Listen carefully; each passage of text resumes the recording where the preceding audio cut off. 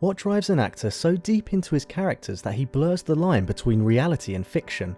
A mysterious figure on and off screen, Phoenix is an actor as complex as his characters, but why is that? To find out, let's begin from the beginning. Phoenix was born in 1974 as the third child of 5 siblings. His parents were part of a religious cult called the Children of God at the time of his birth. From an early age, Joaquin tried to become more in touch with nature. At age 3, an incident with a fish hitting a boat led to the family going vegan. This would carry on into the rest of his life. From that moment forward, Joaquin would be an animal rights activist. He even adopted the name Leaf, up until he was 15. His family got into acting in 1979. With Phoenix's father injured, the children took on roles in televisions and commercials.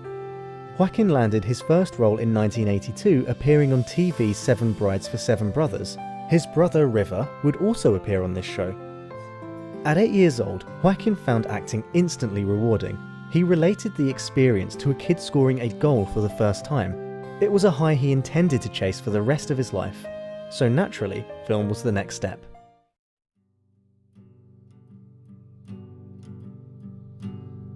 After several TV roles, Joaquin graduated to films with SpaceCamp. The 1986 sci-fi adventure had Phoenix playing a young astronaut in training. More roles would follow where he became a bigger presence. He would receive a starring role in 1987's Ruskies, a drama centering around the Cold War. However, his performance in 1989's Parenthood made him more of a notable talent, but despite all the praise and award nominations, Joaquin wasn't satisfied. He felt limited as a child actor and decided to step back, taking a trip to Mexico with his dad. Joaquin's brother River convinced him to act again. It seemed like the last great advice River would give his brother. In 1993, River died of a drug overdose. His death occurred at Hollywood's The Viper Room, where Joaquin was also present. Joaquin would call 911 for help. This call would be replayed within the media, haunting the Phoenix family. How old is he? He's 23. Stay on the line with me and calm down a little bit, all right? Yeah, I'm calm, but he's having seizures. Get over here, please. You must get over here, please. Okay, take it easy, okay? Okay, now I think he had Valium or something. I don't know. Please, because he's dying, please. Joaquin made another retreat, this time to Costa Rica. It was all just too much. It wasn't too long before Joaquin got back into acting. He would return stateside to star in Gus Van Sant's 1995 To Die For. For playing in a highly regarded film at the Cannes Film Festival, there were plenty more roles in Phoenix's future. He would have notable performances in Oliver Stone's U-Turn and Joel Schumacher's 8mm. Awards also became attainable with his role of Roman Emperor Commodus in Ridley Scott's Gladiator. Later, he would give a highly revered performance as Johnny Cash in James Mangold's Walk the Line. An onslaught of solid roles, even producing credits followed. It was during the 2000s that Phoenix was struggling to define himself. In 2005, he checked into rehab for his alcoholism. He attributed his problems a hedonistic lifestyle. He wanted to have a good time, but it wasn't enough. Phoenix wanted to engage more with the world. He was also in a car crash in 2006, where his car flipped due to brake failure. While sitting in the car, a passerby helped him relax. That passerby happened to be director Werner Herzog. This may explain why Phoenix places more trust in directors when choosing his projects. But there was perhaps a danger that Phoenix feared with his success. The experimental film I'm Still Here explored his perception of and presence within the media. This mockumentary started filming during the release of 2008's Two Lovers. While that film was debuting, Joaquin announced his retirement from acting. What was he going to do instead? Rap. And no, we're not kidding. He hooked up with Sean Combs and tried to produce a record. At the time, everybody believed this was the route Phoenix was taking. Okay, I'm waiting for the punchline. There's no punchline. It also seems like he was having a mental breakdown in interviews. Many suspected he'd turned to drugs, echoing the demise of his brother. But it was all staged. Joaquin had manipulated the public into viewing him as an actor taking a turn to music.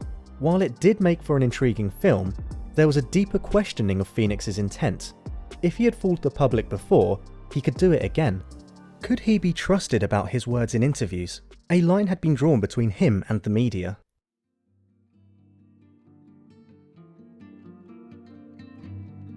Despite Joaquin's fake attempt at dipping out of acting, he would go on to bigger roles. The 2010s found the actor with a buffet of meaty roles, including notable performances in P.T. Anderson's The Master, James Gray's The Immigrant, and Spike Jonze's Her. If anything, I'm Still Here proved Phoenix could disappear into his roles. He was a method actor throwing everything he had into every role. How far does he go? Well, for The Master, he had some dentistry help. For his role as Freddie Quell, he hired a dentist to get one side of his jaw shut. In addition, he would lose a lot of weight. The results worked. Critic Peter Travers said Phoenix wore the role like a second skin. And then there's Joaquin's award-winning performance in Joker. He didn't phone in his performance for playing a comic book character. Phoenix would entirely lose himself in the role of Arthur Fleck. As a man with a mental disorder, Arthur descends into madness before becoming the titular villain. He would lose an extraordinary amount of weight for the part. This complicated filming on Joker. His weight would make reshoots impossible. Joaquin would have to make the performance work with no room for error. It wasn't an easy movie. While filming, Phoenix would sometimes abruptly walk off the set during the more intense scenes. It initially startled the crew and his co-stars, but they quickly adapted, recognizing it as part of his method to stay connected to Arthur Fleck's troubled psyche. For all his efforts, Phoenix won the Academy Award for Best Actor.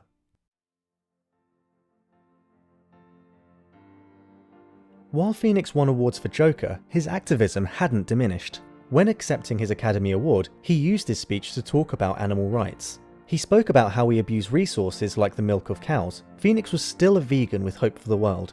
His words were genuine about desiring change for our environment. It was more than just words though. Phoenix pushed for the awards ceremony to go vegan. When he reached the Academy Awards, it was announced that the food served at the Dolby Theatre would be vegan. But the activism continued after the awards. A mere day after winning, Phoenix rescued a cow and a calf from a slaughterhouse. The two animals were whisked away to an animal sanctuary where they could live comfortably. Many actors speak about causes but rarely act on them. Phoenix was one of the few who put his money where his mouth was by keeping animal agriculture out of his mouth.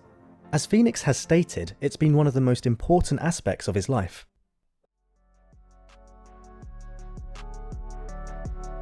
Joaquin Phoenix continues to be a top actor and leading man. His career has continued with major roles in Beau is Afraid, Napoleon, and the upcoming Joker sequel, Joker Folie à Deux, due in October this year. The sun comes. You're Joker. He continues to work but doesn't seem like most actors. He's still vocal about his veganism. He's still uncomfortable with receiving accolades for his talent specifically. There is still a distance he places with the media. Phoenix refuses to be pegged down by perceptions of actors. There was a time when he was called the second famous Phoenix, living in the shadow of River. There was a time when it was feared his acting career would spiral into a failed music career. Joaquin defied all of that. He wanted to be taken seriously through his acting or activism. Considering his legacy, he remains a complex man and fine actor. He may be the most genuine actor for refusing to be a phony and easily defined. Much like the Joker, Phoenix is an unpredictable figure. He dances to his own beat and nobody else's. I got the sneaking suspicion that we're not giving the people what they want. Let's give the people what they want. What do you make of Joaquin Phoenix? What do you think shaped him most? Let's talk in the comments below.